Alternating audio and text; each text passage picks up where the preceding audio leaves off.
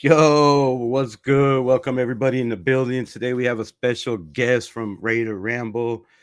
You know, does a lot of stuff on X. Go check it out. Also has Ramble Digital Media on YouTube where he breaks down players. Did a great review on our guy Ashton Genty. So man, without further ado, let's pull him up. Let's get into it. My guy Alex Monfreda. What's good, Hey, my guy? How's it going? first of all, let me say I don't even think I told you how to pronounce my last name. Uh, Nobody does it right. You did it right. I appreciate that. I love that, Damn, so man. yes, I got it right. And I was gonna ask when we were talking backstage, and I forgot to ask, and I got it right. So yes, shout out, nice. I love that. I love that. But yeah, how's it Right. going? How's everything? Yeah, man, it's going good. We are what less than 80 days away. From the NFL season. I think the Raider Nation's pumped. I know I'm pumped. I'm sure you're pumped.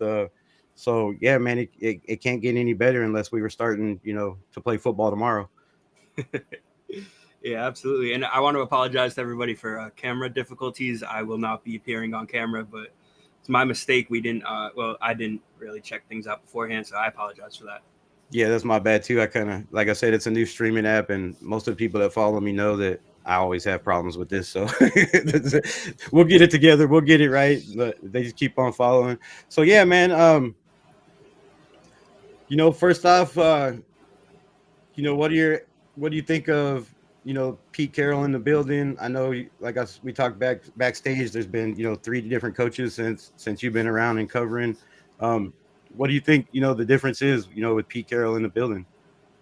Yeah. So the difference is when you bring Antonio Pierce into this building, he has all that energy, all that's real, all that the players are following, that they're galvanizing around. That is real, but there's no plan there. There's no plan with Antonio Pierce. There was no plan with Josh McDaniels. His own plan was, I mean, it was his own plan. He's like, I'm going to do this no matter how nonsensical it is. I'm just going to do it. This is my thing. And I kind of don't blame him for that either because it's what got him paid in the NFL anyway. So stick to it, whatever, stick to your guns. But Pete Carroll, he has a clear blueprint that he's not just talking about, but he's actively implementing. And every day he is implementing around that blueprint. Players are seeing it. Players are coming together. They're realizing it.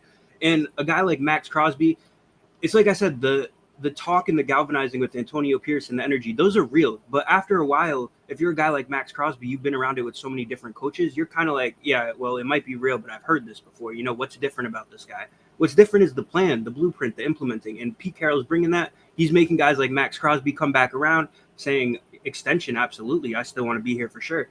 All those guys, Colton Miller, you got saying, I want to stay a Raider for life. It's because of this plan that um, Pete Carroll has, and they're following John Spytek, and they're working. That's another thing too that I really want to say is Pete Carroll and John Spytek. They're working as not two individuals. It's almost like they're one person. They're following the Exactly. same thing, and it's beautiful to see. It really is. Yeah, exactly, man. I think you hit it on the head. I've been preaching that on this channel. The camaraderie they have, and the tightness that they've developed, the bond that they developed right off the jump, and they both have, they've both talked about each other's having the same football minds, the same kind of vision for the team going forward in the future. And I think that's something we lacked last year. I think Antonio Pierce had his own vision, but like you said, just didn't know how to make the vision happen. Right? He had a plan. It just didn't know how to put it all together. And I think um, Tom Telesco had a different plan. So, I believe it's a big difference this year than last year. And, that's how teams turn around. And I think it's going to be a quick turnaround this year. Yeah, I agree with that. So, you know, with Ashton Genty, right? Projected, Yes. projected 255 carries, 1,150 yards. Um, the man has, for being sixth overall, has a lot of pressure on his shoulders. I think he embraces the pressure. I think he added it, a little bit himself, saying he's going to rush for 1,500 yards. um, so I think he embraces it. But what's your biggest X factor that could, swing those numbers up and down to 255 carries, 1,150 yards? So I think the big thing is Chip Kelly, and a lot of people think that the numbers are going to go down because Pete Carroll's comments about committee, Raheem Mostert, and all that. Realistically, And it's not that I don't think Mostert is going to play a part in this offense, but realistically, I just don't see how 34-year-old Raheem Mostert is going to take carries away from Genty. Doesn't make sense to me, especially when you draft Genty 6th overall. Just doesn't make sense. But to go back to Chip Kelly, what he does with his offense is he likes to involve running backs in the pass game. And we saw last year, 2 different running backs had over 20 catches at OSU. And Ashton Genty in 2023, he caught 38 passes. That was the 7th most among all running backs in the entire FBS. So he could do that well. And Chip Kelly, I can only imagine, is going to want to add him into that passing game. And when you add him into that passing game, you're not only taking away carries, but you're taking away, you're fatiguing him to not give him more carries after that because he's getting fatigued. So I think that is the biggest thing that is going to play into his carries, and I believe that is going to be a factor. But on the opposite of that, what can play into it, whereas he gets more carries, is if the offense is.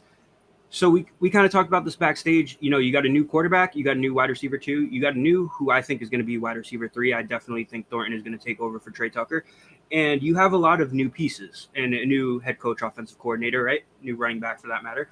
So if the offense, the passing game specifically, doesn't get going right away and they need weeks to adjust, you're probably going to rely on running the football early, right? Exactly. And so that is going to help Genty's numbers skyrocket if that happens. So I think that is the thing that's going to impact it for less rushes and more rushes. Yeah, see, we're kind of on the same page about that, and I think that was going to be my next live because we haven't really talked about it, but a lot of people, I think panicked when Pete Carroll said it was going to be running back by committee, and I think they have a big misconception of what running back by committee means. It doesn't mean that you're going to get 20 carries and the other guy's going to get 18 carries. It just means that they're going to get touches, right? Whether it's out of the backfield, catching, whether it's blocking and slipping out, depends on who the best blocker is. So I don't see the numbers for Raheem Mostert or whether it's Zamir or Sincere McCormick. We'll get into that here in a bit, or even Dylan Labe, because like you said, Chip Kelly likes to pass a lot out of the backfield, and I think one of the most dangerous guys we have catching the ball out of the backfield is a guy like Dylan Labe. Whether he takes that next jump, got 1 carry, 1 fumble, last year, he might fit into a Chip Kelly, offense a little bit better, right? Just working out of the backfield. But I feel like it's definitely going to be Ashton Genty, carrying the load, and these other guys are going to get maybe 3, 4, 5, 6 touches a game, depending on our defense, right? If our defense keeps our offensive on the field, then that's more touches for the offense. So yeah, I think his numbers are somewhere around there. I think the carries are, that's mostly what somewhere around, 230, 250. That's about what a main running back averages. If you look at Saquon, all these guys, Josh Jacobs. So yeah, I believe that's, somewhere in there. I think that's about the range for Genty. So Jermaine Pratt, it's hard to replace a guy like Robert Spillane. It's hard to replace a guy like Trayvon Moehrig, who I think both of them had over 100 tackles last year. Those are, hard pieces to replace. But then you bring in a guy like, Landon Roberts, you bring in a guy like Jermaine Pratt, and then you also have, Devin White and a guy who I really believe is going to take a jump this year in Amari Gainer. What do you feel Jermaine Pratt, brings to this defense?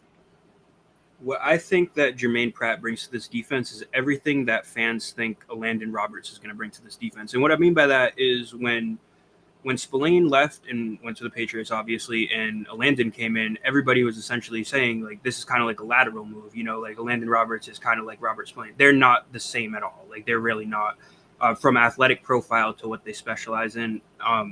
But Jermaine Pratt is really like Robert Spillane. He really is. And it's kind of like you said, it really is hard to replace Robert Spillane, a guy who I believe is the Raiders' best linebacker in the last 2 decades, straight up. It's realistic to be like you're going to replace that, especially day one, with a guy who it's his first days on the Raiders. That just isn't even logical. But I think he's going to do the same things.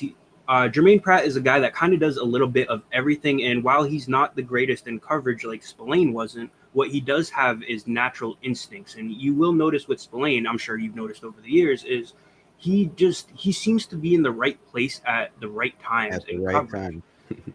And that's, if it happens once or twice, you can kind of be like, well, it's a coincidence. But when it starts happening 5, 6, 7 times, you're like, all right, this isn't a coincidence. This is like instincts. He understands where to be, and his body just kind of moves without him thinking about it. And Jermaine Pratt is one of those players as well. So while he doesn't have coverage skills, he's going to be in the right place several times. But that's what I think Jermaine Pratt is going to bring. And I do like what you said about Trayvon Moehrig, because I know a lot of Raider fans are. The thing with Trayvon Moehrig, to get a little bit off topic here, is it's the interceptions that fans don't like, that he didn't come up with the interceptions. He had a lot of dropped interceptions. But what they don't realize is he's making those happen. He's getting in the right place at the right time to make those ultimately dropped interceptions happening. And it shows his instincts, and he's not catching the football. And I know that's kind of the main thing. I understand that. But, if you're getting into position to do that, you're doing something right, and it's going to be hard to replace that, especially with a guy like Jeremy Chin, who really isn't that type of player. But Jeremy Chin is a pretty darn good player in his own right. So I'm not going to sit here and discredit him. So do you feel? I feel like losing a Nate Hobbs, we have to have somebody to replace that guy, and I feel like you know if if Pete Carroll does, which I feel he's going to kind of run the same kind of defense as he has everywhere he's went. Right, I don't see him changing that. I see Patrick Graham adapting to more of a kind of a cover three defense with a 4-3. Where a guy like Jeremy Chin can be that third linebacker, right? Kind of like Nate Hobbs was pretty much for us. So I feel like he'll be a lot more in the box, and I think that's going to help us, coverage wise, with the running backs, with the tight ends in the short field. So with Pete Carroll's Sky 3 in the players we have, big tall guys like Lonnie Johnson. What do you feel, the safety room wise? Who do you think starter? Who do you think, who's going to make the team? You think we keep guys for the practice squad? Probably four guys. So safety wise, who do you think kind of makes this roster? Yeah, so Jeremy Chin, obviously. Although I do think that there's a lot of merit in what you said, being that he could play in the box a lot and kind of take on more of the slot cornerback role than the safety. But I ultimately think he'll be a safety at the end of the day. But obviously, Jeremy Chin, Palama, and a guy I really, really like is Thomas Harper. Okay. I I think Chris Smith probably sticks around. A guy who I would kind of be surprised if he makes the team, but not too surprised. And he's definitely going to stick around on practice squad. If not, is going to be what's Trey Taylor? Trey Taylor. Trey Taylor, yes. And Okay. I know everybody is caught up on Trey Taylor's ball skills from college, but I haven't really seen the translation, and I don't think he makes up for enough outside of that either. But he's still young. His whole future's ahead of him. It doesn't necessarily mean anything. But I think I must be forgetting somebody.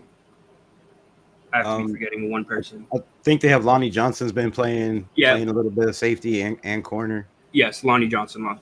Yeah, you even mentioned him. That was silly on my part. But No.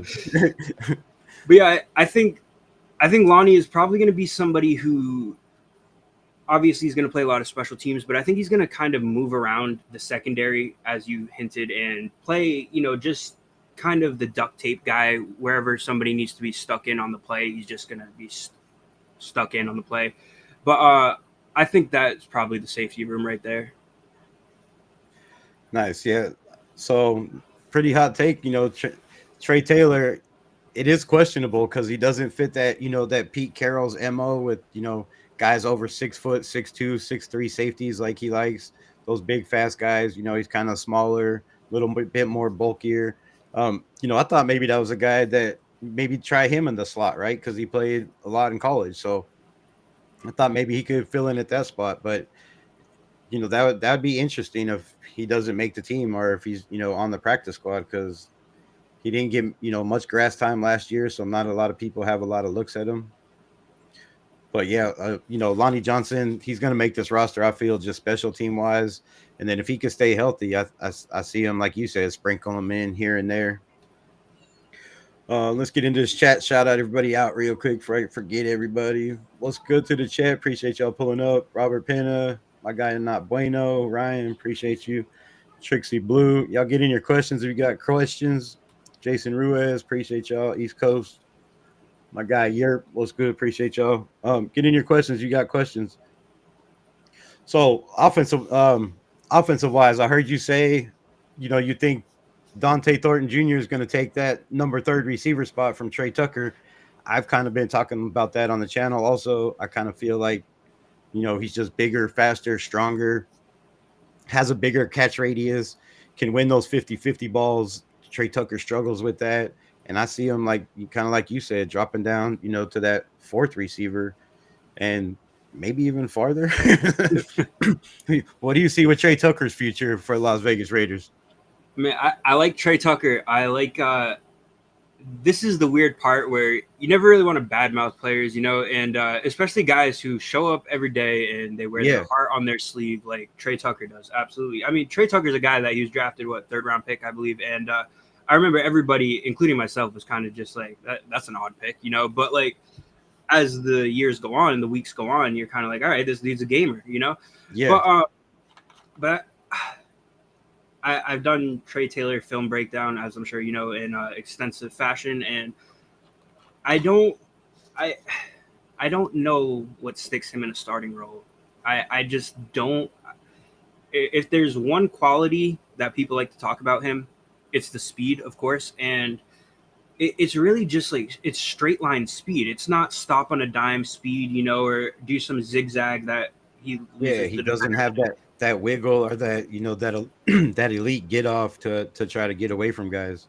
Yeah, so exactly. And I will say that his hand, like going back and watching a lot of the film throughout the year, his hands were actually a lot better than I remember. But I mean, even his hands aren't really too good to be to make up for everything else, and he doesn't run the best routes. He's a very willing blocker. He's very willing, but he's not necessarily a good blocker, although he is willing. And I don't know. Like I said, my goal is not to badmouth players or anything. Yeah. But I just don't know how, unless Dante Thornton really starts struggling to adjust as camp starts. I don't see how Thornton isn't going to beat out Trey Tucker. Yeah, he's been making a lot of waves out there, but I'm a firm believer in if you draft guys, you should develop them.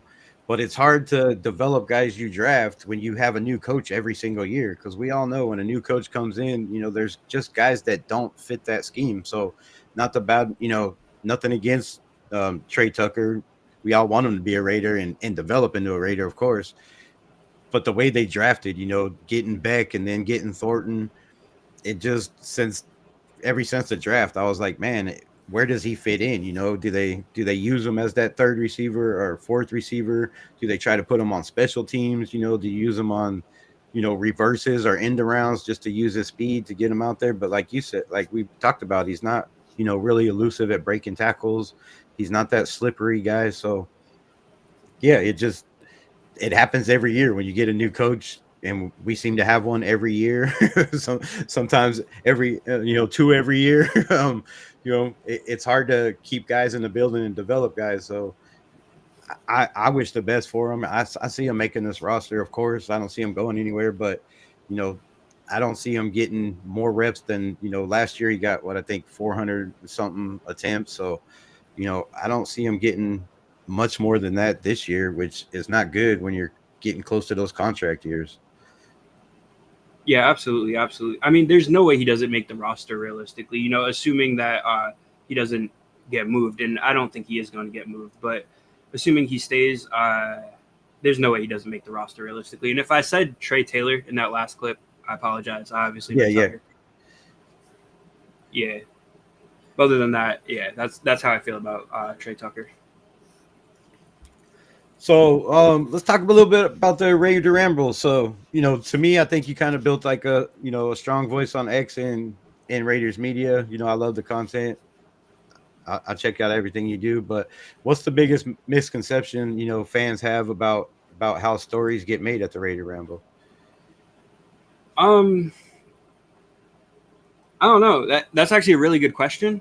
I don't have an answer for you. I wish I did because that actually is a very good question. So I apologize for not having an answer. But No problem. I probably should have sent you some of these questions and gave you a little time to.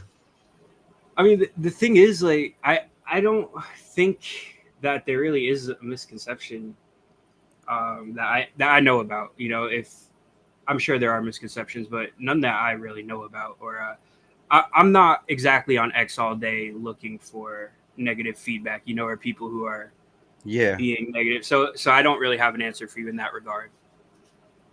nice. Um, so like, have you interviewed players in the past, or Yeah, so absolutely. so like, what's your like biggest interview, Um, I, or what would you say like your like the most that you got out of an interview, or what player? so I don't know if it's my biggest interview necessarily, but in 2023, I believe it was, I talked to Josh Jacobs kind of extensively at the Pro Bowl. Like, he was just aside, and it wasn't at a podium or anything. And we kind of just talked, and um, we talked about Aaron Rodgers. This was Josh McDaniels had just come. I think it might have been entering his second year, actually. And yeah, it was because Derek Carr was on his way out. And the talk was, is like, who's going to be the next quarterback. And Aaron Rodgers was a guy who I put together. The Raiders were in on, and they were in on, but they thought Green Bay wanted too much for him, which they probably did. Especially seeing how it worked with the Jets. But yeah, it turned out that Dave Ziegler didn't want to pay that much for him, didn't think it was worth it. But I was talking to Josh about if he would like Aaron Rodgers and like what he thought about that, and Josh was telling me that he knew who, or he thought he knew anyway, who the three guys were. He said three guys that were in play to be the quarterback, and one of them can only assume was Jimmy Garoppolo. I mean, we all kind of put that together anyway. But Josh was saying that he's basically confirming what I was saying. Like, yeah, the Raiders are interested in Aaron Rodgers without straight up saying it. And we had a good little talk about it. We had a good little story. And that's one of the things that, to me, the reason why it sticks out to me is because you don't really think that players are really like, when a front office is planning what to do with their next move at quarterback, especially, and this was in February, right? So free agency didn't even start. We're a month at least away from free agency, and it's something that you don't really think the players necessarily know about, like the direction of what the team is going to do. But yeah, he was all over it, man. He was all over what the Raiders were planning to do, and I don't know. I really liked that interview. It stuck with me for some reason. Nice. So on the Josh Jacobs subject, how did you feel about the whole subject, the way it went down? Especially getting to interview him, talking to him. Give you a little insight on that whole situation. All right, so I disagree with Tom Telesco not bringing him back. I will say that I would have paid Josh Jacobs, a reasonable whatever he wanted. When I say whatever he wanted, I don't just mean blank check, but a reasonable whatever he wanted. Yeah. But I have no gripe with it just because Telesco viewed it differently. He was very professional about it, and it's a business, and it was just very professional how it went down. But how it went down before that with Ziegler and McDaniels was anything but professional. I mean, it was just a joke. It was a shit show. No other way to say it. But what I thought is it should have never came down to that position with Tom Telesco to, decide if he wanted to keep Jacobs or let him walk, because he never should have got franchise tagged in 2023, I believe. He never should have been franchise tagged. It should have been a long-term deal. There was no reason why it had to go down like that, and we all know by now the thing with Josh McDaniels going up to the car. So for those of you who don't know, and I'm sure a lot of people do know at this point, so there's a date to sign your franchise tag, right? You get franchise tagged, and then there's a date to sign it, and there's also a date where you can reach an extension before that. So on the date to reach an extension before that, like, Josh Jacobs is already tagged at this point, but he didn't sign the franchise tag. He still has the time to reach an extension, because when you get franchise tag, you have an extension to reach an agreement.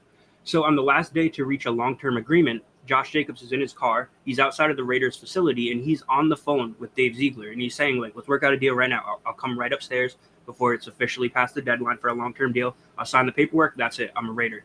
and they couldn't get the deal done. And Max Crosby is sitting there in the car with Josh Jacobs at the team facility, and Josh McDaniels comes down, and this is Josh Jacobs himself has said this. Josh McDaniels comes down and he talks to him at his car, and the whole time he's talking to Josh in his car, he's on the phone secretly with a reporter, and the reporter is, you know, obviously listening to everything that's happening, and who the reporter is, I don't know. That's information that I really don't even care enough to get into anyway. But well, we can all assume probably who it is. yeah, absolutely. But just how it went down is so. I mean, it's like if you weren't familiar with the situation and you heard it, you wouldn't even believe it, because it's like it doesn't. It's like high school, you know. Like, yeah, if you weren't a Raiders fan, you'd be like, "What? like what are you talking about? Nobody does that. That's not a thing." But like it was, and how it went down like that, and that's another reason why, you know, the money wasn't right for Josh Jacobs, because Tom Telesco did try to keep Josh Jacobs around. It wasn't just like, hey, we don't want you, scram. It was just like they couldn't reach an agreement. Telesco didn't want to overpay for a running back. Fine, whatever. That's why I say I got no gripe with how it went down. But if you're Josh Jacobs too, right? That happens, and now you're in the next year, 2024, and you're talking to Tom Telesco. Obviously, there's incentive not to come back after you just experienced that. And it is true those guys are out of the building, but that feeling's going to stick with you. That doesn't just go away, you know? So it's all unfortunate how it went down, and I would have liked to see it go down differently. It didn't. What are you going to do? Now you get Ashton Genty. Can't complain. But, yeah, tough situation. Yeah. I feel everything happens for a reason, you know. Ashton Genty's here, so hopefully we have, you know, the franchise back for a bunch of years. But you know, that whole situation with Josh McDaniels is it makes 100% sense, right? When you see the situation with the Colts and how that all went down, you know, it just seems like that's the kind of person he is. So I think this franchise is definitely turned around with Spytek in the building, with Pete Carroll being here. And, you know, hopefully this will be my next subject. Hopefully we can get, you know, Colton Miller done, taken care of, and Jakobi Meyers. So what do you think about those two subjects? Colton Miller first and then Jakobi Meyers. Yeah, so I'll start with the latter. I'll start with Jakobi. To me, Jakobi is a guy that he does everything very well. He does everything very well. I can't even really think of a flaw in his game. And I do understand why there's a talk around Raiders fans like this guy probably isn't a wide receiver one, because conversely, I don't know if he does anything at an elite level, you know, like you'd like to see a wide receiver one do, but he just does everything so well, that I think that he can be a wide receiver one for a team. He was last year for the Raiders, and, you know, you can be like, yeah, he was, but they won 4 games. So, you know, how did it work out? But yeah, I think it can work out. You know, you get Geno Smith, especially going from Aiden O'Connell to Geno Smith is like going from I don't know, 2005 Camry to 2019 Porsche or something. You know, it's not the top of the line, but it's considerably better. But Jakobi, I really like Jakobi. I really do. I say all that to say I like Jakobi. And Colton, I think Colton is nothing short of a franchise left tackle. I mean, there's no other way to even say that. And I think he sticks around. John Spytek, his thing has always been about the trenches, you know, and Tristan Wirfs was his favorite player in Tampa, you know. So I don't know why Colton wouldn't get a deal done with Spytek. But yeah, Colton is a fantastic player, deserves to stick around, think he will. And same with Jakobi. Yeah, I keep talking you know, pretty much once a day on my channel. I try to go live, you know, at least 5 times a week. So I bring it up constantly, the fact that, you know, in Tampa Bay in the last 2 or 3, I think the last 3 years, they have 43 players that were drafted in the organization on their roster out of 53 players. That's insane to me. So when you bring in a guy like Spytek, you know, that's been around that's learned from that, I just don't see him getting rid of guys like Colton Miller that was drafted a Raider. You know, it's hard to get starting left tackles in the NFL. And how do you move on from a guy like that that's been, you know, top 15 or some can say top 10 left tackle? But wherever you want to put them, you don't just get rid of cornerstone guys like that and move on, especially when they want to be here. They want to be a Raider for life. You know, it's hard to get those guys that want to buy in, that believe in what's going on around them, and that want to be here for the future. So I think they have to get it done. with Colton, and like you said, Jakobi. I talked about that. I think the problem with Jakobi is how do you put a price tag on a guy, that he's not going to be your number one flashy receiver, but he's a guy that does all the dirty work. He's going to do anything you ask him to do. I mean, he can pass out of the backfield, he can run reverses, he can block, put him at tight end. I'm sure you could put the guy at running back if you had to. So, with that versatility, that it's kind of hard, I think, to put a price tag on it. I think that's the main issue with his contract, in my opinion. Yeah, absolutely. And I will say too. Well, I'll say two things, and one is going to bleed into the second one. The first thing is, I think if you're SpyTech, you have the conversations about Colton Miller and an extension before the draft, even, and not to work out a deal or iron out a deal, but just to know where his head's at. And I think that to have the 6th overall pick and then roll with Ashton Genty, that essentially means if you're SpyTech, you've already had talks and you kind of know, like, you guys are on the same page, not necessarily on the same exact sentence, but on the same page with staying around. Otherwise, you probably do go Membu, or you probably do go Kelvin Banks, whatever one they thought was best, But in the same thing, you could say with Jakobi Meyers and, Jack Besh comes in. So does that mean that Jack Besh is going to replace Jakobi? They are kind of the same mold. I don't think they're exact players. People do think that, but I don't think so. But I do think they are similar enough that you can kind of reason, hey, we're going to bring in this guy, and that means if Jakobi is a free, like, we can afford to play around with the Jakobi situation. If we don't bring him back, we got Jack Besh, and if we do bring him back, that's awesome. Now we have both. So I do think that that's going to play a factor. So it could definitely play into Jakobi not coming back. Yeah, y'all talked about that on the channel too. Is do they wait half the season to see where Jack Beck is, or the whole season to see if he can be that guy to replace him? Because he has the size, and like you said, it's pretty much a similar role. You can put him in the slot, you can put him outside, you can put him anywhere. He can do anything, and he's not the fastest guy, but he's got a guy that's going to get open. He's going to win those contested catches, and he's not going to drop a lot. So that that could be another thing, another one of those situations where it has nothing to do with the player or the character of the player. Just happens to, where does he fit for the future? When you have new coaches, new general manager, constant turnover. So hopefully the next 3 or 4 years that's not the case. But yeah, that's a question with Jakobi is, do they have his replacement or not? Right. So I think that will lead into that. Shout out everybody in the chat. So the Christian Wilkins story, man, it's a long drawn out deal. The surgery was supposed to be, 3 to 4 months recovery. We're also, obviously going into way past that. He's been in and out of the boot. Now reports come out that he has to have another surgery. There's also reports saying that he might not want to have resurgery. He might just try to play. Talk a little bit about that. What do you feel, and what do you think, going forward? All right. So my take on that is, and it doesn't really have to do with the injury or the re-injury rather, because that is what it is, right? But as far as Christian Wilkins goes, he is a hell of a player. I'm actually, this might get me in trouble with Raider Nation, but if I'm being honest, I don't know if he's really a top 3, maybe even not top 5 defensive tackle, but he's absolutely top 10. I mean, there's no question about that, right? And if you got a player who's top 10 at their position, you're living great. I mean, regardless, and that is what it is. But I do think that this defensive line is just so stocked up. You got Max Crosby, Malcolm Kuntz, Tyree Wilson, and now you got the rookies, Adam Butler, who's been so consistent that Christian Wilkins, as dominant as he is, you now can afford to take him out, and you can still have a formidable front seven. And that's what I think the reality of the situation is with Christian Wilkins. If you have him, great. And if you don't have him, I think, yeah, exactly. I think either way our defensive line dominates. Yeah, pretty much to that point. Yeah, it's a good way to summarize it. Yeah, that's kind of where I'm at.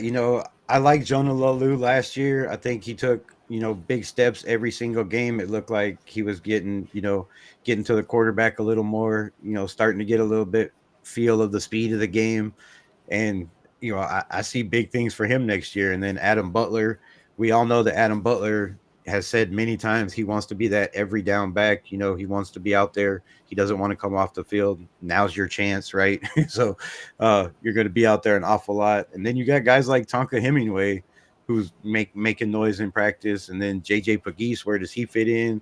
Um, Leaky Talkie. So, there's a lot of depth on this set. And like you said, even if Christian Wilkins is, a top 10 defensive lineman, there's 3, 4 defensive linemen, 5 defensive linemen on every team.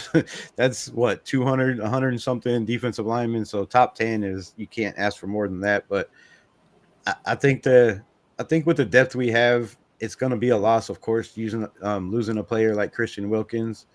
But I think we have enough guys that we can rotate, to not make up for it, but not it be, such a bad drop off.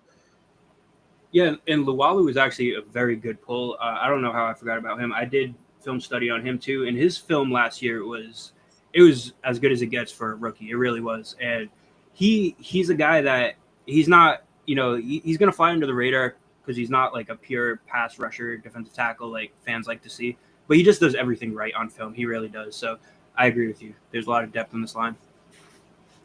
Yeah, and then I think the biggest question is, of course, the ends. You have Max Crosby. What's gonna happen with Charles Snowden? Um,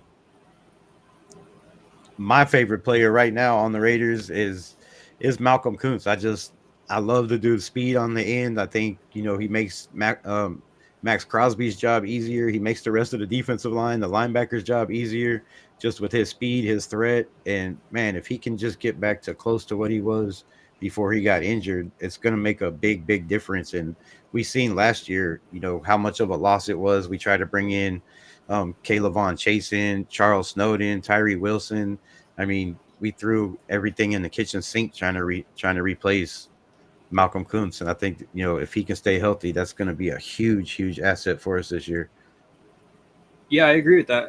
I do honestly, and this is something else that I don't think Raider fans are going to like to hear, but I do think that Tyree Wilson is going to end up playing more snaps because as good as Kuntz is at rushing the passer, and Kuntz is so good at just how he looks when he's rushing the passer that for the first 2 years, he kind of struggled. I mean, he played limited roles, so it's not really fair to say he struggled. He is on a snap count, but Yeah. I couldn't believe he didn't break out because even those first 2 years, his bend, just how he approached going around the edge and everything, it was off the charts. It was picture perfect. But and he has that. That's obviously developed in a very good way. But I think that Malcolm Kuntz he still has a lot of work to do against the run. He kind of reminds me of Yannick in a lot of ways, where he's very good as a pure pass rusher, but outside of that, you got to take the good with the bad. But Tyree Wilson is good against the run. He's learning to run angles better. That was his Achilles heel really. It was running angles when quarterbacks get out of the pocket. He didn't really know how to run the right angle, but he's working on that, and he is good at setting the edge. And a lot of that is really to do with his unbelievable wingspan more than anything. He just reaches his arm out and he covers the whole edge. But I do think Tyree Wilson is going to play more snaps because of that. Yeah, talk that truth. There's a lot of the nation has given up on Tyree Wilson, but not this Raider fan. I've had his back. I've continued to have his back, and I hope this is his breakout year. I've talked about the injury, the changes. I know it hasn't been a lot of change on defense, but still, when you're changing coaches, the snaps, the fact that he hasn't been healthy. I like his motor. You see plays where Tyree Wilson catches running backs from behind, right? Where, he beats double teams and he gets to the quarterback. Does he finish? No, but that's going to come with time, right? Malcolm Kuntz did, right? It took him, 3 years before he, the end of the season before he had his breakout. So I talk about it a lot. People are, comparing them. Well, we should have got Jalen Carter. We should have did this. But if you look at their stats compared to their snap count, it's, like over 300 snaps difference. So I'm a believer in Tyree Wilson. Can he ever live up to being a 7th overall pick? I don't believe so. Maybe, if he stays with the Raiders, stays in the right system, possibly. But he has the strength, he has the size, like the wingspan is crazy. And I believe his best asset is stopping the run. Do you feel he's going to be, used on the inside more with the injury of Christian Wilkins? Because he did play, he does play all over the line. So do you think he gets more snaps on the inside, or, mainly just taking reps away from Kuntz or Crosby? I mean, I think you have. I don't think the plan was to play him inside all that much heading into this year, but I think with the Wilkins injury, you have to. There's really no way around that. But I like what you said about his strength, and I like what you said about him against the run, because there's this play that I highlighted when he played Denver. I don't remember if it was their first matchup or their second matchup. I think it was their first. And Tyree Wilson is against, I believe it's Bulls, the All-Pro left tackle, and he is being just blocked, right? And he reaches out his right arm. Sorry, he reaches out his right arm, and he tackles Javonte Williams with his right arm while being blocked. And it's like, how? And he obviously that's not enough to make up for all the things that he lacks, obviously. But when you get something like that, other people can't do that. There's no way around that. Other people cannot do that. And yeah, you're bringing down a grown man with one hand. Yeah, while being blocked by an All-Pro. It's like, what are we doing here? And Tyree Wilson, people don't realize that. I know fans like to think about it like it's an excuse. The injury thing's an excuse. When you get thrown into the fire your rookie season, going from all you know is college ball, and remember, Tyree Wilson, his season was cut short, his final season too. So all you know is college ball, and now you don't have practice into the NFL. You're thrown right into the game. You're just thrown into the game. That is like going from, I mean, you've heard people say never compare college to the pros, right? So don't compare college to the pros. You can't. It's incomparable. It is unfathomable to be thrown into that situation. And it's unrealistic to be like, he's just going to figure it all out. That's not how things work. And same thing happened his second year. He didn't really have that offseason to get accustomed to the NFL action and up to speed, but he did start to figure things out as the year went on. But this year he does have all of that, and he is healthy in the offseason and training camp and mini camp rather, and all that, and going into training camp. So yeah, it looks like this is going to be, if there is a year, let me say this, if there is a year for Tyree Wilson to put together, it is this year for sure. I think it has to be this year. I think there's no excuses this year, especially, with and even if they don't put him a lot on the inside, which, it depends when, like you said, we have a lot of depth there. But it could be a problem if Malcolm Kuntz is, where he left off, right? If he comes right out, does that keep Tyree Wilson off the field? That's why I'm saying, maybe they move him on the inside, because if you got Crosby doing his thing and he's healthy, and you got Malcolm Kuntz continuous making plays, I don't see how they pull him off the field, to take a chance on Tyree Wilson maybe making a play, or, things like that. So I look for him to play a little bit more, both kind of inside and outside, just to get him the reps, I think. Yeah, absolutely. I agree with that. And then the rookie Darius Porter, making waves coming out, former receiver, hasn't had a lot of experience, but he fits that Pete Carroll MO, tall, fast, lanky, got a huge wingspan, has the speed to recover, has good hips. Talk a little bit about how you feel about Porter and where he was drafted and, his role in the Raiders. Do you think he's going to be that lockdown, that number one receiver right off the jump, or talk a little bit about that? All right. So for those who don't know, Darian Porter is a player who started his entire college career. He has started 6 games at cornerback. That's it.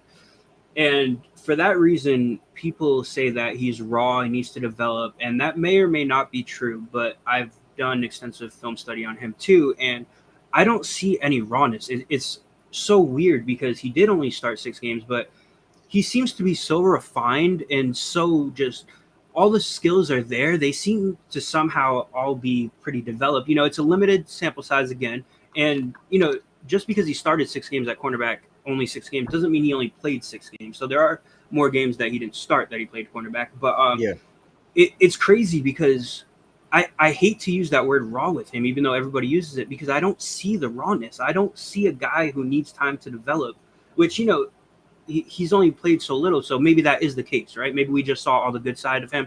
But I haven't seen it. I haven't seen anything that he really needs to work on other than block shedding and other than tackling, 2 things that he's actually a horrific block shedder, which most cornerbacks are. But when you're 6'5" or 6'4", I don't remember how tall he is. He's one of them though. And you run a 4.3 flat, so he has all this crazy God-given athleticism, you'd kind of like to see him use either his size or his athleticism to get around blockers, but he doesn't do that well. But I mean, if that's the worst thing you got to deal with, you're living great. So there's that. But other than that, I don't see anything he really needs to work on. I really don't.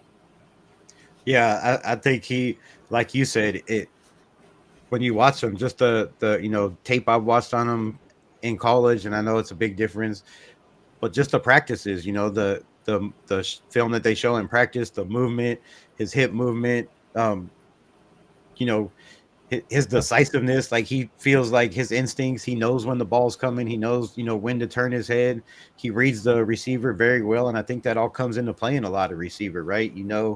These receivers routes, where they're lining up, on what side of the hash, if they're going inside, if they're going outside. I think that helps him a lot, and it does. It looks like he's played the position, his whole career. It doesn't look like he's only played 6 games, and I think that's with Pete Carroll. We know what Pete Carroll can do to defensive backs. I think the sky's the limit for this kid, and I hope I hope he comes out and just balls out right his rookie year. Well, I will say this because to your point, like you said, and like I've said, college and NFL are two totally different animals, right? The thing about Darian Porter in college, and this is such a plus and positive, this is such a plus in college. He's always with receivers because he never bites on moves, right? And that is amazing. But it might be a concern in the NFL, and I'm saying it might be because I don't know if it is going to be, but it might be because if you're just, you're not going to let anything fool you as an NFL cornerback, that could lead to a guy, he's not actually fooling you, he's actually cutting, and now he's got 10 yards of space on you to the side, and that could be a problem. But it's not anything to worry about yet because it might not be a problem, but it's something to think about, I guess. Yeah, and his recovery speed, I think, helps a lot of that also. So whether he is number one or number two, a lot of us in the nation, going in, thought Jakorian Bennett was going to be that number one guy. Now it's kind of looking like, from the rumors out there, he's been getting a lot of second team snaps. We know he's still dealing with the, recovery from the shoulder injury. He seems to be fully healthy. He looks better. He looks bigger out there. Where do you see Jakorian Bennett's role this year? And do you see him, possibly playing a slot or, being that number two receiver? Do you see it being Eric Stokes? Just talk about the defensive backs as a whole. Yeah, I think that at this moment in time, and I'm saying this at this moment in time because camp hasn't started yet, and camp can change everything, right? But at this moment in time, I don't see how Jakorian Bennett isn't at least a starting cornerback on the outside. Do I think he can play slot? No, I don't. I don't think he can play slot because in today's day and age, especially, slot has become such a big deal in the NFL that it is essentially taken over a linebacker's spot. And you kind of talked about it earlier with Nate Hobbs, right? He's a linebacker with some ball skills, and that's what made him a great slot cornerback.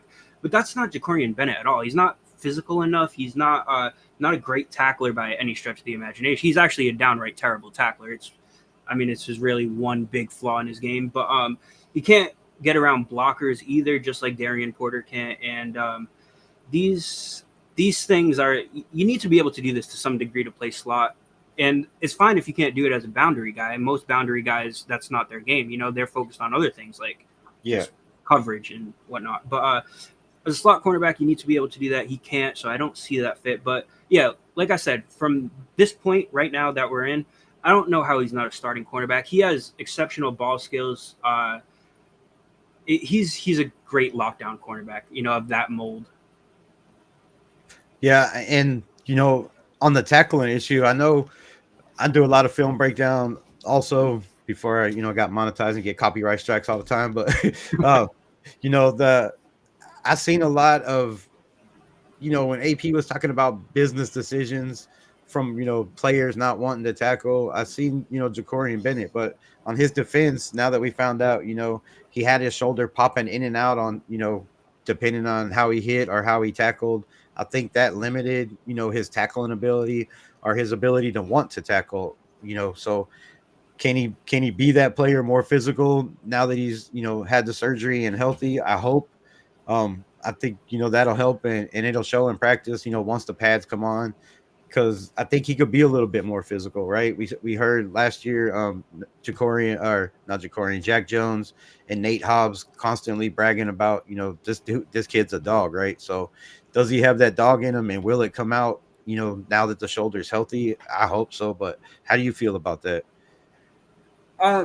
So I will say it's there were definitely times throughout the season where Jacorian was noticeably hurt and kind of, if he didn't have to tackle, why risk business decision essentially. But he was nursing an injury, so it's a little different. But there were times like that. But I do think for the most part, he is kind of, I'll describe him like I did Darian Porter, being that he is largely a very willing tackler. He's not a great tackler, and his form is rather bad most of the time. But for the most part, he's willing, and being willing is kind of half the battle, especially for boundary corners.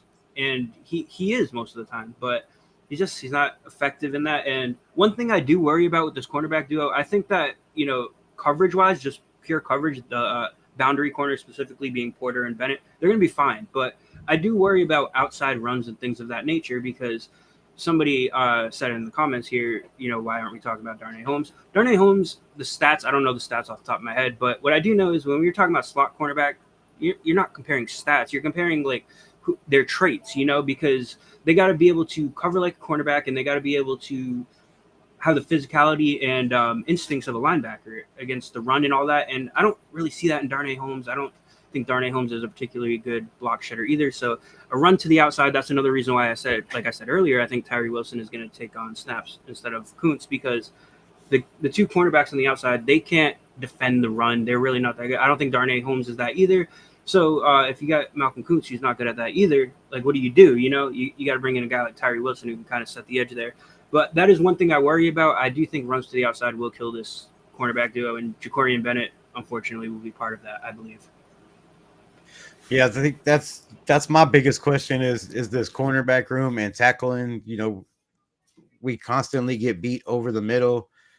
Do we have those safeties that can cover? Right. I think losing losing even Epps. Marcus Epps was a big a big time leader back there, putting guys in the right position in the right place. Um, that's the biggest question. But I believe in a Pete Carroll style. It's these guys are compete, and if you're not tackling, you're not making this team. So these guys are going to either have to step up and show they can make those tackles, or they're going to be dropping back and getting less and less play time. Definitely in a Pete Carroll coach team. Um, Getting some questions. Hawaiian Candy says, "Do you think Pete Carroll can take the Raiders to the Super Bowl?" Oof. Do I think you can? Do I think the potential exists? Yes, I do think that there are a lot of Super Bowl parts on this team. Absolutely.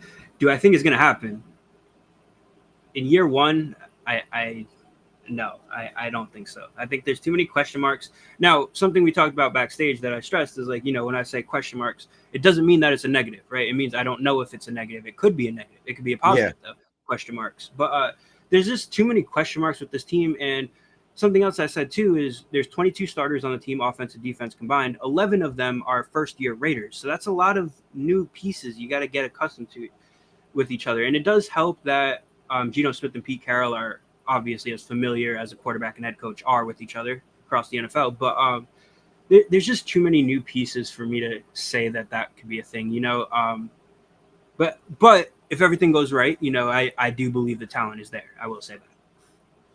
Yeah, and Darnay Holmes, I guess he did have pretty much the same stats as Hobbs. He did take over for Hobbs, and he played pretty well when Hobbs was hurt. He might be that guy, going into his 6th year, kind of, knows Pete Carroll, knows what he's trying to do, that could take that slot position. I've heard a lot saying, he has been that guy in camp. They've been seeing what he can do, but coverage wise, I think he was like a 73 something. So he is that guy that can cover, stopping the run. That's kind of being physical, with his size. I'm kind of worried about that. So that's going to be a lot of questions we have to answer when the pads come on, man. I can't wait till the pads come on. What else we got? All right, I'm caught up on that. So coming up on an hour, I'll get you out of here pretty close. You wanna give a prediction? A way too early prediction on win loss. Yeah, so I believe what I predicted is, and I think this is fair. I predicted 9-8, and I think that anything between 7 and 10, and I know that's low, but there's so many new parts that I'm thinking realistic, like a worst case realistic scenario. I think 7 and 10 is kind of the worst case realistic scenario. In best case, I mean, there's a lot of great pieces on this team. There really is. So if everything takes off, 11, 12 wins. While I don't think it's going to happen, it wouldn't exactly be like the craziest thing in the world to me. It really wouldn't, because there's just so many good pieces. But it's the questions I go back to that I don't know. So I'm going to stick with the 9-8, 8-9, but I will go on the positive side and go 9-8, and that'll be my prediction. Yeah, a lot of things have to happen. I just feel like the teams that we play, coming up that have new head coaches still have to create that bond and that chemistry with their quarterback, right? They have to be bought in. That the Raiders are already ahead when it comes to that. You bring in the best running back out of college, the best running back in the draft.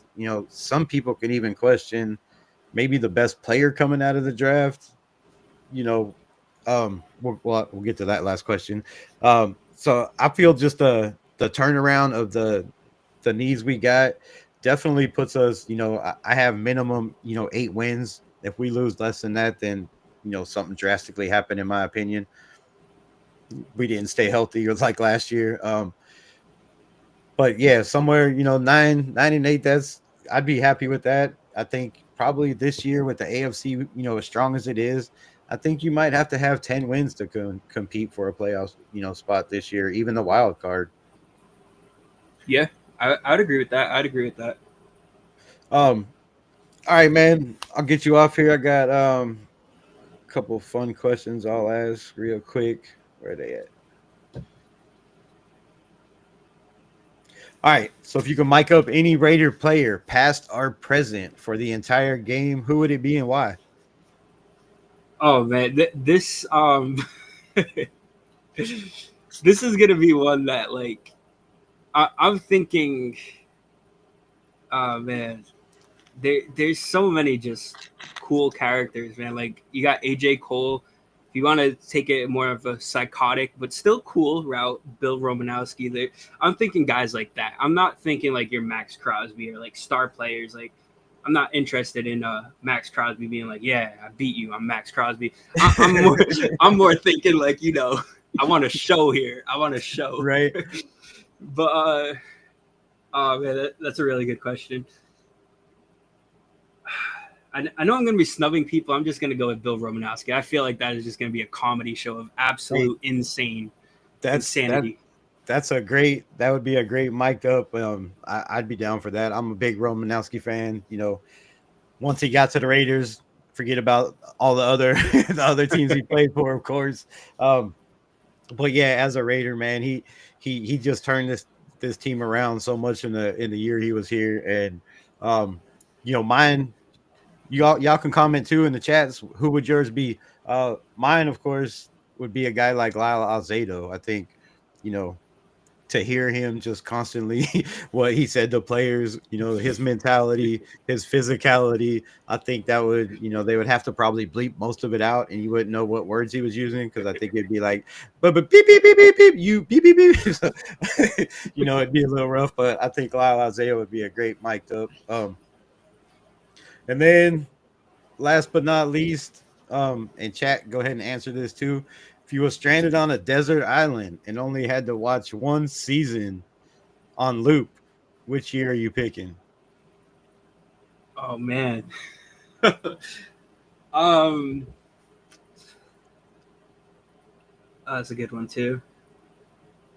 All right, I'm gonna go with. I think I'm gonna go with 2002, and I think I'm gonna go with that because although we know how it ended, I think that we all know that it shouldn't have ended like that, and we can all take solace knowing that it should not have ended like that had it not been for one head coach swap at the end there. That shouldn't have happened, and So we can all go through the highs, and even when that low happens in the Super Bowl, we can all think to ourselves, yeah, that happened, but it shouldn't have happened like that. We were the better team.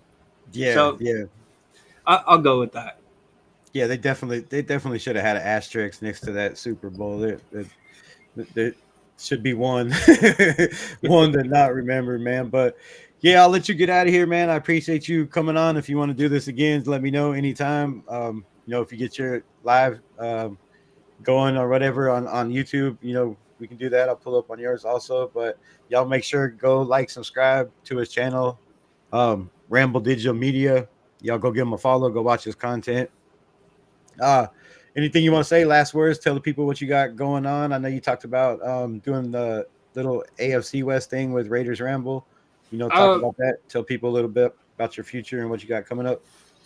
yeah. So I don't know how it's gonna go now, but we were gonna venture into doing Chiefs, Chargers, Broncos stuff, more in depth stuff. So kind of, for Raider fans, although it's division rivals and you kind of don't want to know about that stuff, it's still, we're thinking in the mindset of, for Raider fans, they might be interested in knowing what's going on with these guys, and in an in-depth way, and not just a way where it's team reporters just kind of hyping everybody up, but it's kind of like, we'll give you the good, we'll give you the bad, and everything that you kind of need to know about your division rivals. So don't know when that's going to come together, but that's something you guys probably should expect. But yeah, man. Hey, I really appreciate you having me on. This was awesome. You're awesome. Show was awesome. All the commenters were awesome. I appreciate every single one of you guys dropping your comments. Appreciate just all the conversation we had. And man, hey, absolutely, I would do this again. This is a great experience. Right on. Appreciate it, man. So make sure y'all go like, subscribe, go follow him on X, follow him on. Tell everybody where to follow you, where they can get you at. Yeah, on X, it's just my name at Alex Monfreda at Alex Monfreda. So just my name. Cool. Yeah, y'all make sure you go follow my guy, check him out, show some love, definitely. Yeah, we'll definitely do this again, man. You just let me know when you want to do it, and we'll do it again maybe when the season starts, or right before the season, kind of see where everything goes and maybe give some picks before that. Um, Definitely, I'm down. So just let me know. All right, man. Sounds awesome. And again, I appreciate you guys for having me. And yeah, hope everybody has a great day. I appreciate you, man. Thanks.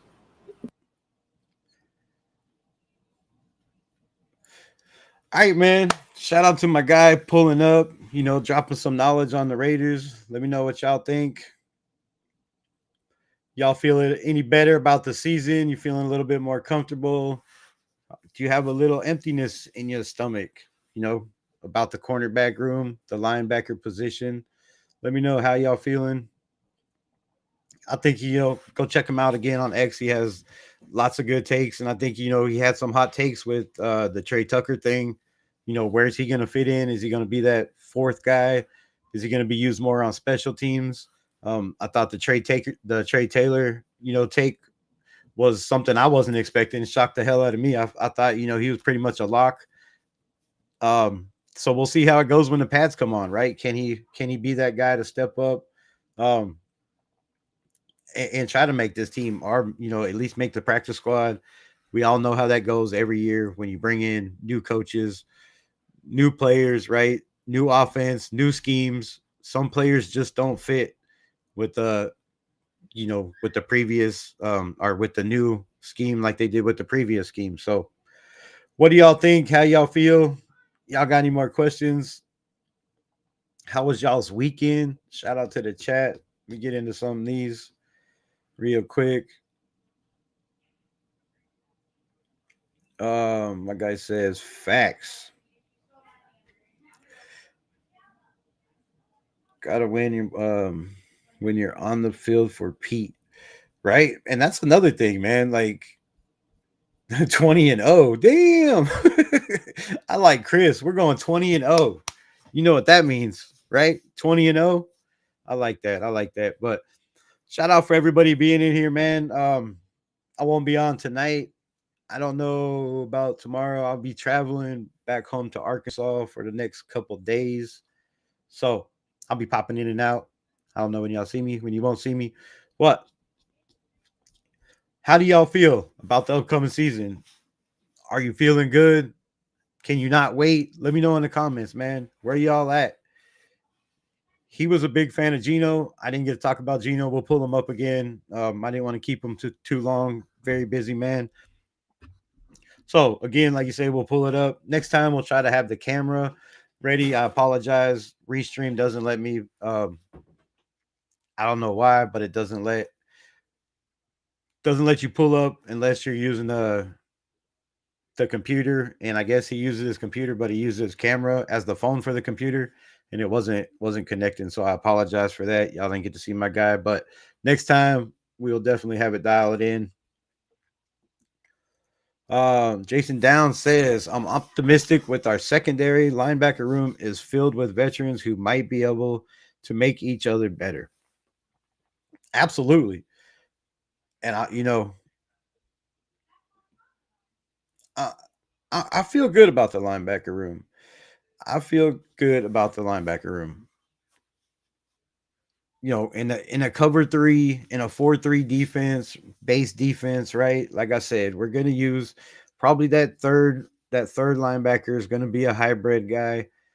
It might be the same guy most of the time. It might be different guys, and I think that's gonna allow us to keep offenses on their toes, keep offenses guessing, right? If you're constantly moving guys around, if you're switching personnel, which a lot of teams do,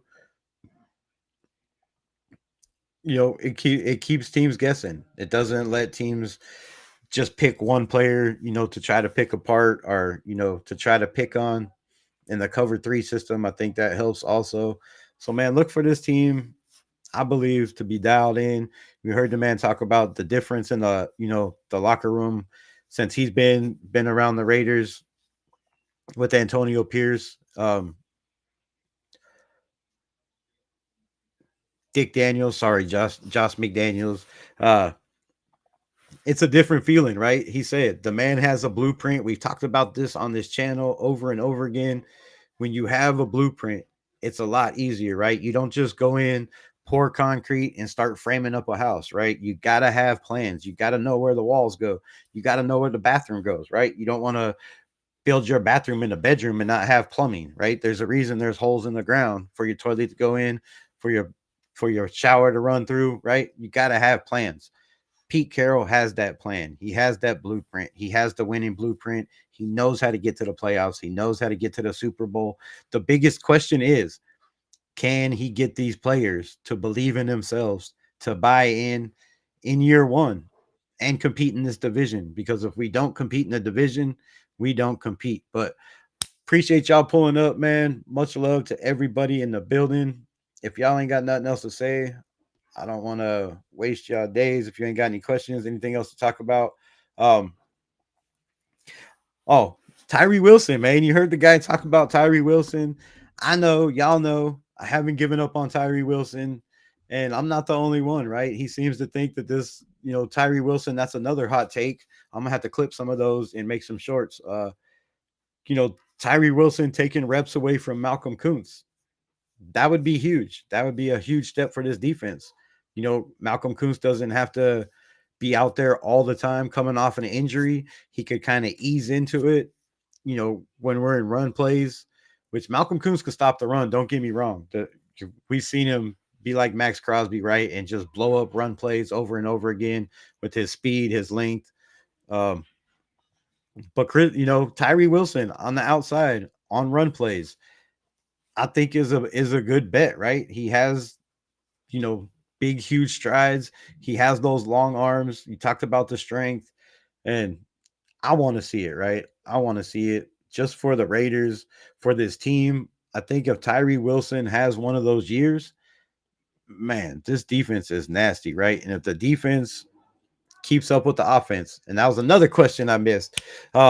I guess I could have kept him on longer. He said he had longer, but I didn't want to make it too long of an interview. So we'll get him back on. We'll do it again for sure. But we talked about it on the channel. Is the offense going to be better than the defense? And we talked about it backstage, and he feels like the offense is going to be better than the defense. So that was another, kind of hot take y'all didn't get to see kind of behind the scenes.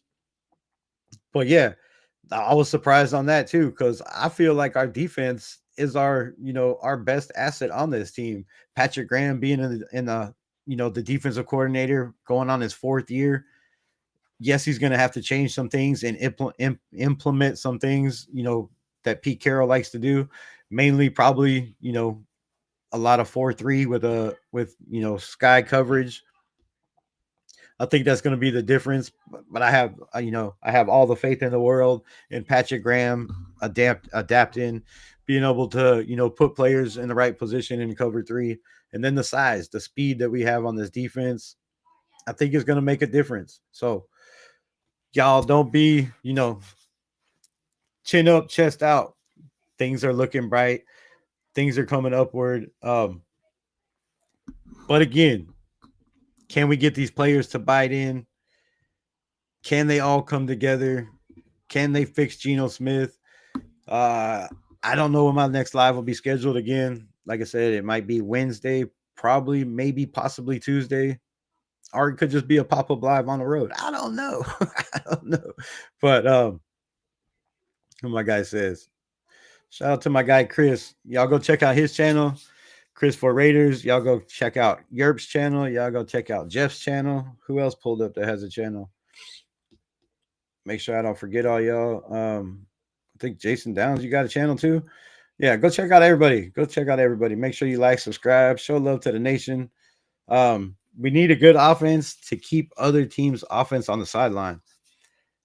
I feel like we have that. We heard my man Alex talk about how we have or how we have the offense, the offensive line, and the running backs. If we have to start out that way, if the offense isn't clicking, if Geno Smith hasn't, built that chemistry by the time the season starts, we could start out running the ball. Last year, we didn't have that, right? Last year, we knew we had a struggling offensive line. We had injuries. We didn't know who the starters were going to be on the offensive line because of the injuries. We didn't know who was going to be where. It was a revolving door of offensive line, and our running backs just could never get a rhythm, but we needed them to, right? The first game, it was kind of okay. Second game, it was all right. But then injuries just kept plaguing this team, man, and the run game never got going and nothing clicked. This year, I think that's different, right? When you have a player like Ashton Genty, you have somebody to rely on. You have that RPO threat, right? You have that catching out of the backfield threat. So, man, I believe this is going to be a lot different than last year. And again, 12-5. Hey, I'm down with that. I'm down with that all day. There's a huge, huge possibility. Yeah, Jason Downs. There you go. Appreciate it. But yeah, man, shout out to everybody in the building. I'm going to get off here. I love y'all. Much love. Peace. Raiders. Yo, share this interview with your peeps. Get my guy out there. Help grow his channel. Peace.